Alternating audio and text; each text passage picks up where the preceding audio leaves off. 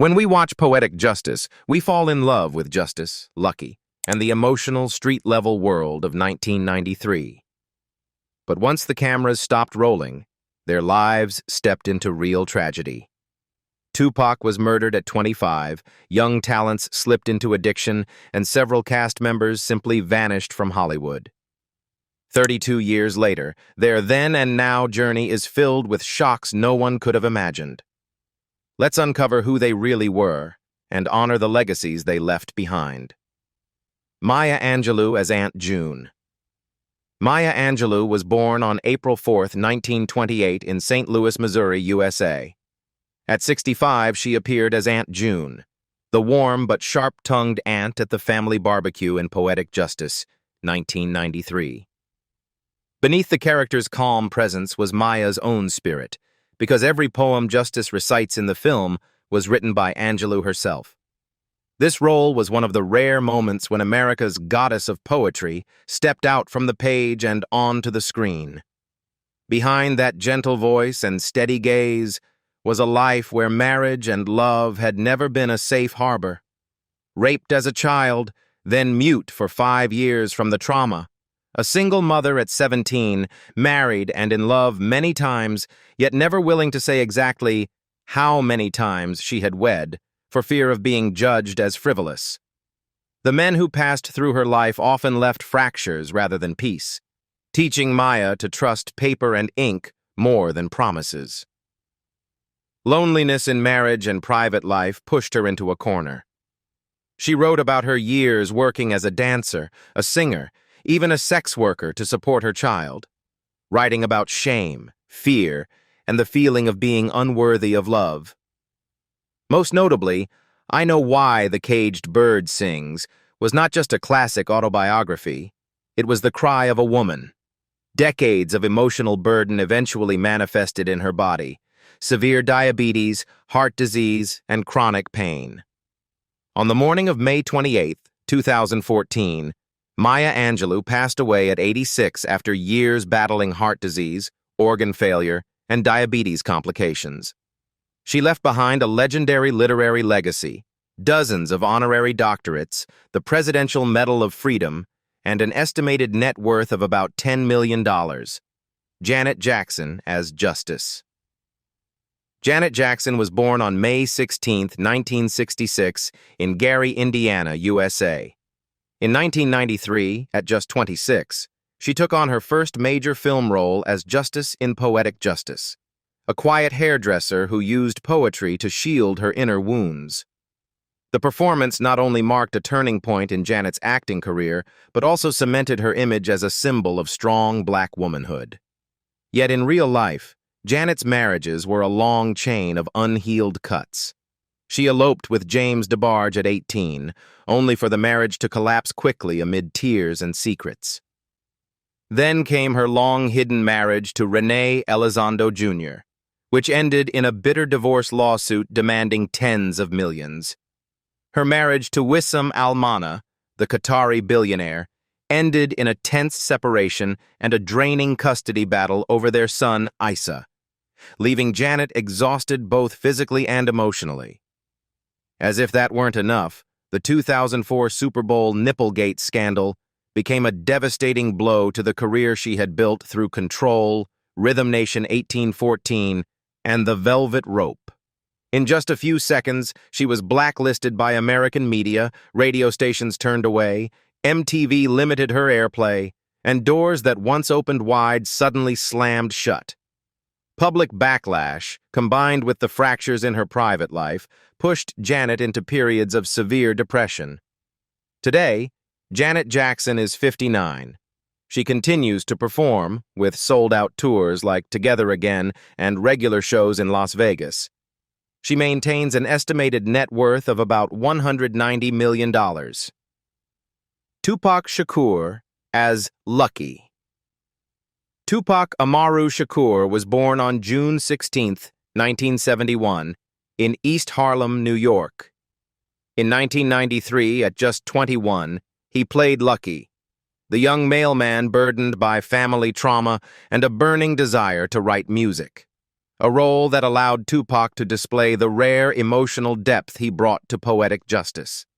It was one of his few major film roles, leaving a powerful impression because of its raw authenticity. But off-screen, Tupac's love life was a maze of wounds and chaos.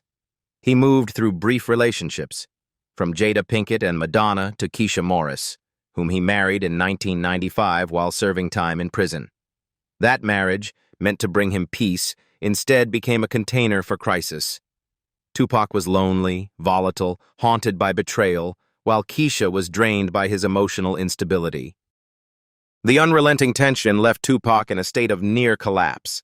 Insomnia, anxiety, deep mistrust of everyone around him, and severe depression after the 1994 shootings. He buried himself in the studio, partly to escape, partly to scream out his turmoil. Me Against the World and All Eyes on Me were filled with cries for help. On the night of September 7, 1996, in Las Vegas, Tupac was shot 4 times in a drive-by attack at just 25 years old and took his final breath on September 13th, after 6 days fighting for his life in the hospital. His body was cremated, and according to members of Outlaws, some of his ashes were mixed with marijuana and smoked as a wild farewell ritual. At the time of his death, Tupac was nearly broke. His net worth only about $200,000, a bitter number for an artist who had sold tens of millions of records. Yet what he left behind is now valued at over $100 million and infinitely more in the hearts of those who still see him as the voice of a generation silenced too soon. Lloyd Avery II as Thug Number 1. Lloyd Fernandez. Avery II was born on June 21, 1969, in Los Angeles, California. In 1993, at 23, he played Thug Number 1, the gunman who kills Markel at the movie theater, a minor role that added sharp tension to his scene in Poetic Justice. Tragically, the criminal roles he played on screen became a dark prophecy for his real life.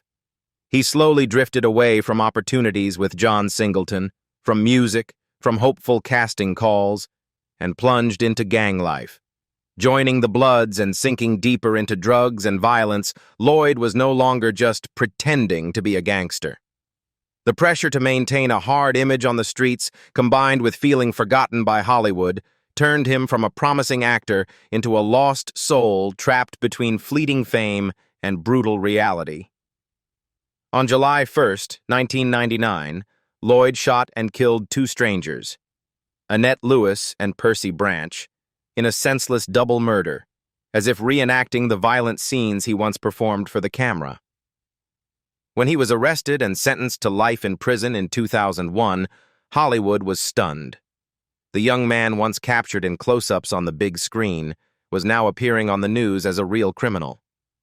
Behind bars, everything narrowed to chains, concrete walls, and the lingering memory of opportunities he had destroyed with his own hands. This was no longer method acting. It was the tragedy of someone who never found his way back to himself. On September 4, 2005, at age 36, Lloyd Avery II was murdered inside his cell at Pelican Bay State Prison. His killer, a fellow inmate, strangled him in a ritualistic, satanic-styled attack, leaving Lloyd's body on the cold concrete floor with no witnesses.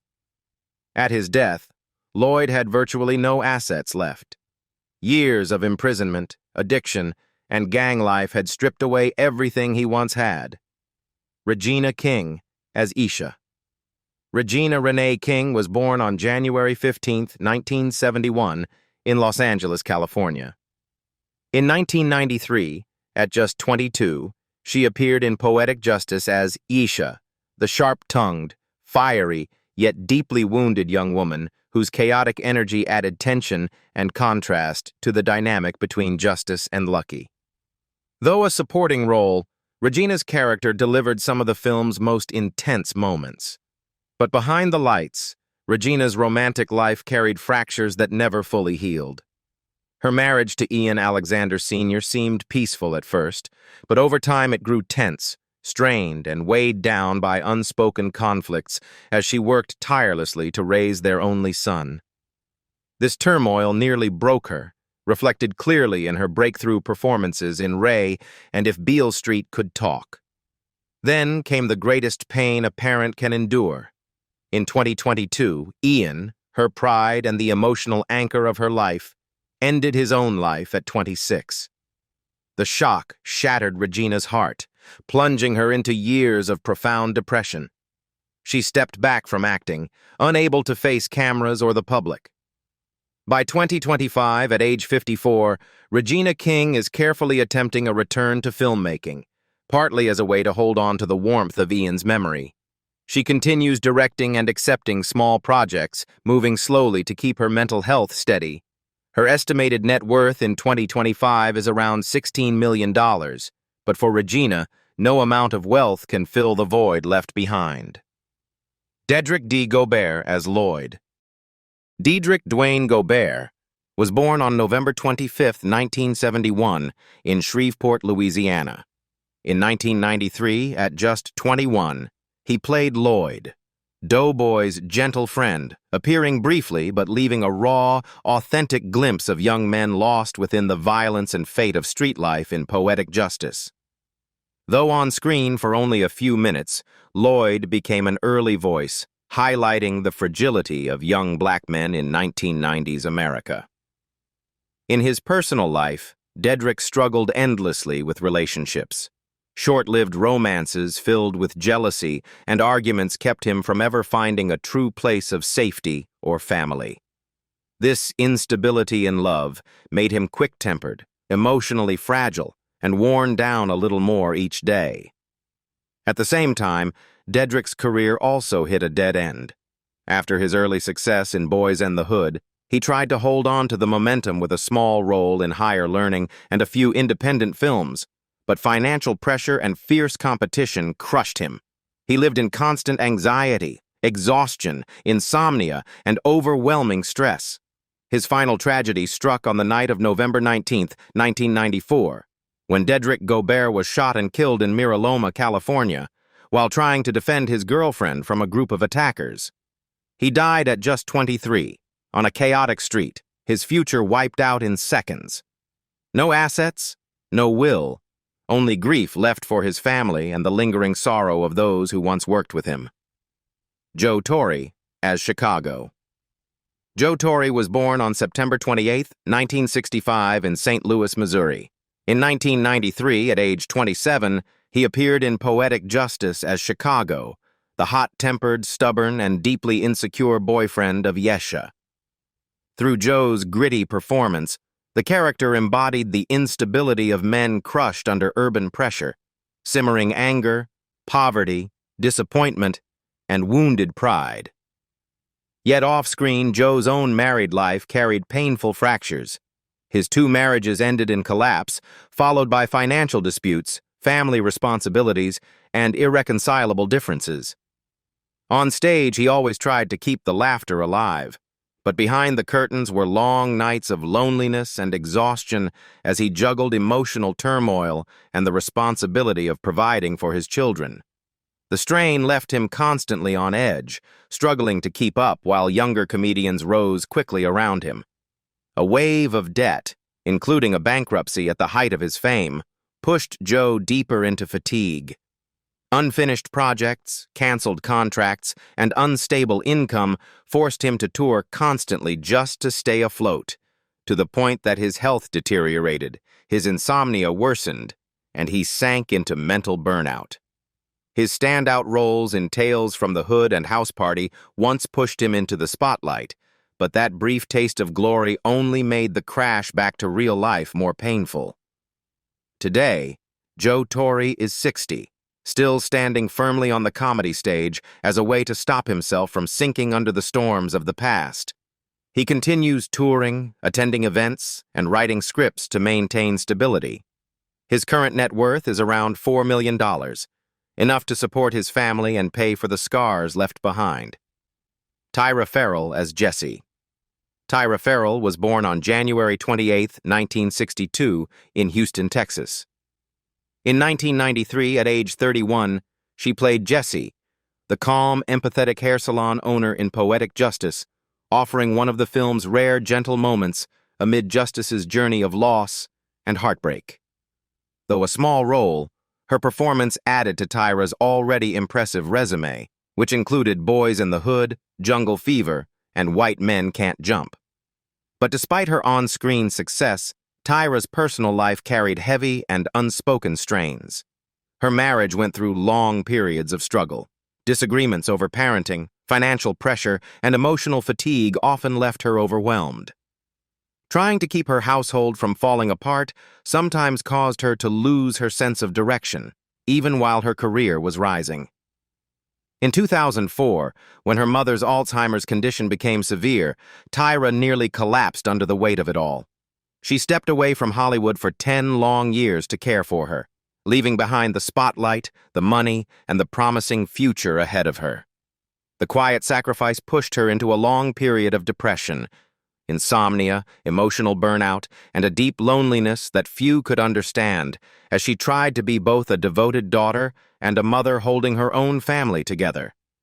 As of 2025, Tyra Ferrell is 63 and slowly regaining balance through small television roles, especially after returning in Empire in 2015. She now appears in independent projects, attends panels, and inspires younger actors with her resilience and her ability to rise again after years in the dark. Her current net worth is about $3 million, enough to let her live peacefully after years of sacrifice and emotional struggle. Jennifer Lewis as Annie. Jennifer Lewis was born on January 25, 1957, in St. Louis, Missouri. In 1993, at 36 years old, she played Annie, Lucky's strong, compassionate mother in Poetic Justice, a figure both firm and tender, reflecting the emotional core of his life. Though a small role, it left a lasting impact, echoing the very spirit of the mother of Black Hollywood, the title she would carry throughout her career. Yet behind that powerful image was a private life filled with deep wounds. Jennifer was engaged 4 times, but none of her relationships ever reached a lasting marriage. Each failed romance, each time she placed her trust only to see it shatter, pushed her into emotional crises, even leading her to a near-suicide attempt. These painful episodes fed into years of psychological instability, making her prone to emotional crashes, outbursts, and moments where she struggled to hold herself together. The cruelest burden of all was the bipolar disorder she lived with for more than 20 years, a condition that dragged her through cycles of severe depression and uncontrollable mania. At one point, she spent 17 continuous years in treatment and took medication for a decade just to stay steady. On top of that, she became the victim of a romance scam that drained her financially, stacking new pain on top of old wounds. In 2025, Jennifer Lewis is 68, still working, still acting, still laughing, as if every scar has become material for her strength in Blackish and other roles. She spends her time writing memoirs, giving talks about mental health, and caring for her adopted daughter, Charmaine. Her current net worth is about $6 million, enough to allow her a peaceful life after decades of turbulence. Q-Tip as Markel. Q-Tip was born on April 10, 1970, in Harlem, New York. In 1993, at age 23, he made a brief appearance in Poetic Justice as Markel, Justice's gentle boyfriend, who is killed at the very beginning of the film, setting off the chain of tragedy and emotion that shapes the entire story. Though his screen time was short, his role struck like a blade tearing through Justice's innocence, leaving a lingering ache in viewers' hearts. But behind the success of A Tribe Called Quest, Q-Tip faced emotional wreckage of his own, often left drained by relationships that fell apart quietly. His romances with Janet Jackson, Angie Martinez, and even Nicole Kidman ended in silence, sometimes due to lifestyle differences, sometimes because career pressure grew so heavy that it suffocated his emotional life. The loneliness of a sensitive artist drew him inward, pushing him to bury himself in work to escape the emptiness. After those heartbreaks, Q-Tip threw himself into his career so intensely that he stopped noticing how exhaustion was creeping into his body. Producing music, performing, teaching, DJing. His schedule left him perpetually worn out. The death of his close friend Phife Dawg crushed him even further, and Q-Tip had to take multiple breaks to treat stress-related and exhaustion-related health issues. By 2025, Q-Tip is 55, still celebrated as one of the greatest artists in hip-hop history, newly inducted into the Rock and Roll Hall of Fame with a Tribe Called Quest. He continues producing music, teaching in New York, and occasionally appearing in independent film projects. His current net worth is around $8 million, earned through music, teaching, and performances. Maya Campbell as Shantae. Maya Campbell was born on November 26, 1976, in Tacoma Park, Maryland. In 1993, at just 17, she appeared in Poetic Justice as Shantae, Lucky's quick, lively cousin who brought a rare touch of lightness to a film filled with loss. But after the glow of early fame, Maya's personal life veered into darkness. Just 2 years after rising to popularity in the House, she was diagnosed with bipolar disorder following a breakdown on set. The need to take medication regularly made her self-conscious, then rebellious, leading her to stop her treatment and sending her relationships into chaos and heartbreak. The only boyfriend she truly trusted eventually left when Maya's mood swings became overwhelming. Joyful one moment, furious and uncontrollable the next. Once her illness spiraled out of control, Maya's career collapsed entirely. Turning to drugs in an attempt to numb her trauma, she became a shadow of her former self. The viral videos from 2009 shocked all of Hollywood. She was repeatedly arrested for theft, prostitution, and endured long periods of homelessness. Worst of all, she lost custody of her daughter, the person she loved more than anything. Once a beloved teen star adored across America, Maya Campbell was crushed by mental illness and isolation without mercy. In 2025, at 49, Maya lives quietly in Texas with her mother, far from the spotlight. After years of rehab and treatment, she is more stable, but her finances are nearly gone, barely enough to cover basic living expenses. Every time she appears in public, she says one sentence that leaves everyone in tears. "The fact that I'm still alive is a miracle." Roger Guenveur Smith as Haywood. Roger Guenveur Smith was born on July 27, 1955, in Berkeley, California. In 1993, at age 38, he appeared in Poetic Justice as Haywood, a man whose sharp, introspective, and world-weary dialogue carried the unmistakable flavor of a Spike Lee-trained performer. Though not a major role, Smith brought a unique depth to the film. Behind that calm presence, however, his married life was marked by long, painful fractures. His first marriage, to Carolina Smith, ended quietly, leaving him not only with loneliness, but also the responsibility of raising his eldest daughter during the most demanding stage of his career. For years, constant filming schedules kept him away from home, and that distance became the first crack in his already fragile emotional world. When he entered his second marriage, the scars of his earlier heartbreak lingered, leaving him fearful of loss and unable to fully open his heart to anyone.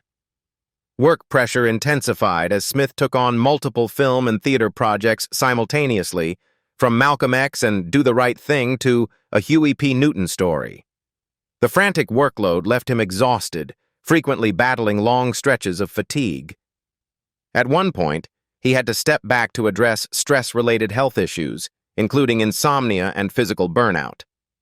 In 2025, Roger Guenveur Smith is 70, still devoted to the arts but now moving more slowly and carefully. He writes plays, directs theater productions, and occasionally appears in television projects. His steady career has earned him a net worth of about $4 million, allowing him a peaceful life with his wife and children after decades of relentless work. John Cothran as Uncle Earl.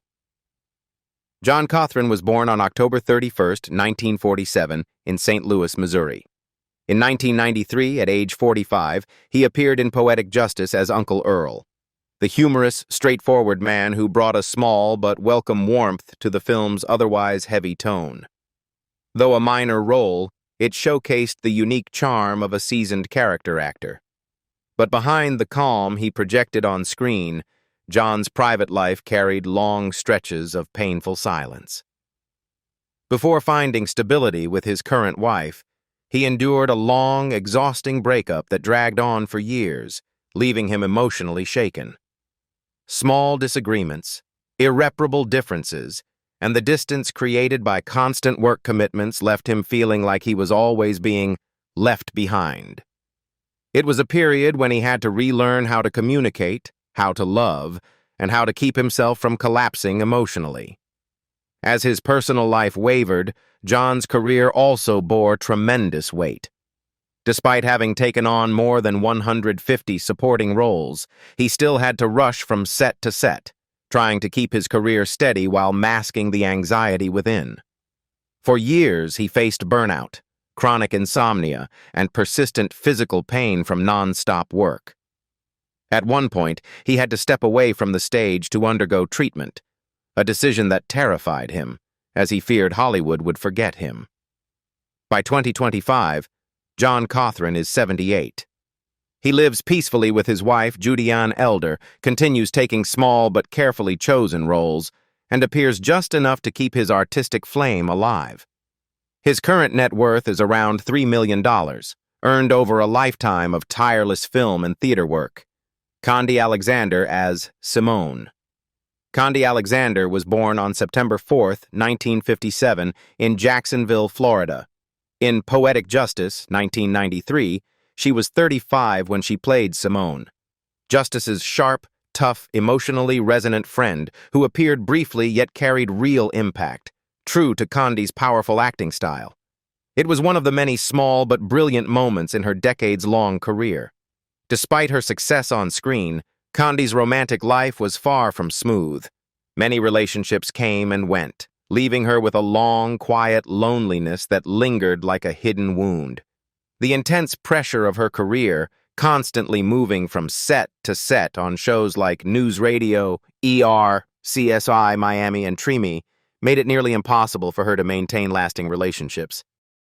These emotional strains pushed Khandi into repeated burnout. During her time on CSY Miami, the grueling shooting schedule left her exhausted, insomniac, and deeply affected mentally. After leaving the show, she spent a long period in treatment, working to recover both physically and emotionally. This overwhelming workload eventually compelled her to step away from Hollywood for a time. By 2025, Khandi Alexander is 68, continuing her acting career slowly and selectively. She lives privately, devotes time to her family, and focuses on personal artistic projects. Her net worth is around $4 million, largely earned from her successful long-running television series. 32 years have passed, and every member of the Poetic Justice cast has left behind an unforgettable story, whether of triumph, loss, or tragedy. But for you, which story lingers in your mind the most? Leave your thoughts in the comments below. And if you want more then and now videos like this, don't forget to like, subscribe, and turn on notifications so you never miss a story that truly touches the heart.